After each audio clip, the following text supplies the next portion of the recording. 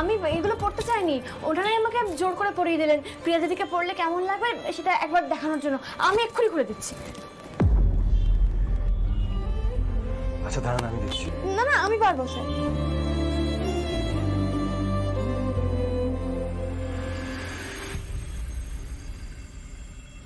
আরে কি ব্যাপার বলো তো নিয়ে আসছিস বল তোর?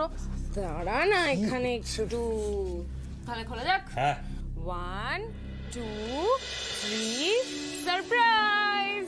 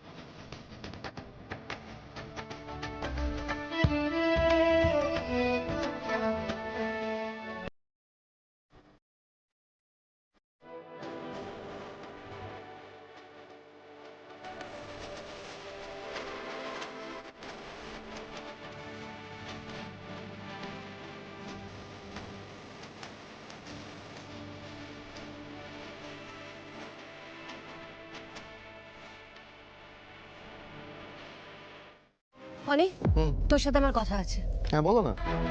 কিন্তু বার করে বারণ করলাম, বললাম না ছবিটা দেখাবেন না, এতে কিছু প্রমাণ হয় না। শুনলেনই না, চলে গেলেন। এবার দেখি কি করে ছেলেকে বিশ্বাস করাই উনি। দুজনেই একই রকম, এক কাদা জেদ, যেমন মাথা তেমন ছেলে।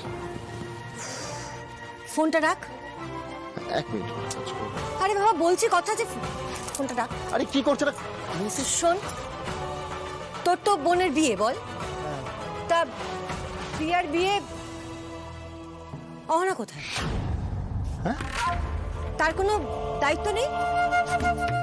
আর প্রিয়ার বিয়ে নিয়ে এত কাণ্ড হয়ে গেল মামনি, তাই আর এর মধ্যে ওকে ইনভলভ করিনি। মানে কি বলবো আর। আরে বাবা কি আশ্চর্য। দেখ, ওর সাথে তো তোর একটা রিলেশনশিপ আছে, বল। প্রিয়া প্রতিমের বিয়ে, আচ্ছা সেটা বলতে যদি তোর অকওয়ার্ড লাগে, সেই ইস্যুটা তোকে তুলতে হবে না, কিন্তু বাড়িতে রিচুয়ালস তো আসবে না। ওকে ফোন কর, আসতে বল। অনি, এক্ষুনি ফোন কর ওকে। এক্ষুনি আমি পরে ফোন করে বলবো। না না না, পরে না, এক্ষুনি ফোন কর, আর ফোন করে স্পিকারে দে, আমি কথা বলবো। শোন। আরে এরকম করছো কেন? আমি করে নেবো পরে ফোন। না না না, বাড়িতে বিয়ে, কি কাণ্ড! আচ্ছা, অহনা থাকবে না, হয় নাকি কখনো? ফোন কর। ঠিক আছে। স্পিকারে দিবি। হ্যাঁ, ফোনটা করি। টাইম ক্যালকুলেশন যা বলছে, ও এখন ওই ছেলেটার সাথে ক্যাফেতেই থাকবে। ও নিজেই জিজ্ঞেস করবে ও কোথায়, ও মিথ্যে বলবে। তখনই অনেকে এই ছবিগুলো দেখিয়ে সব ফাঁস করে দেবো আমি, সব।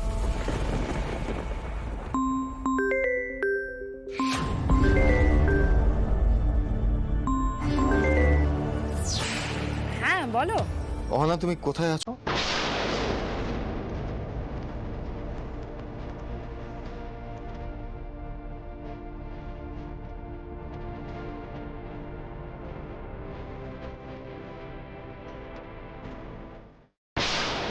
অনিকেত জিজ্ঞেস করছে কেন আমি কোথায়? ও আমায় দেখেছে নাকি?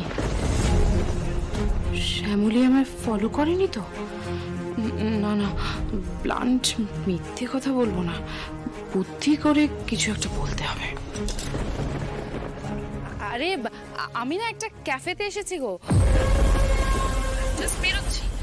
আরে কি কোইন্সিডেন্স জানো, জাস্ট বেরোতে যাব। আমার কার সাথে দেখা হয়েছে বলো তো? ওই যে অফিসে তুমি আলাপ করেছিলে না সুমেদের সাথে, ওর সাথে দেখা হয়ে গেল। এ নাও ধরো, কথা কথা বলো।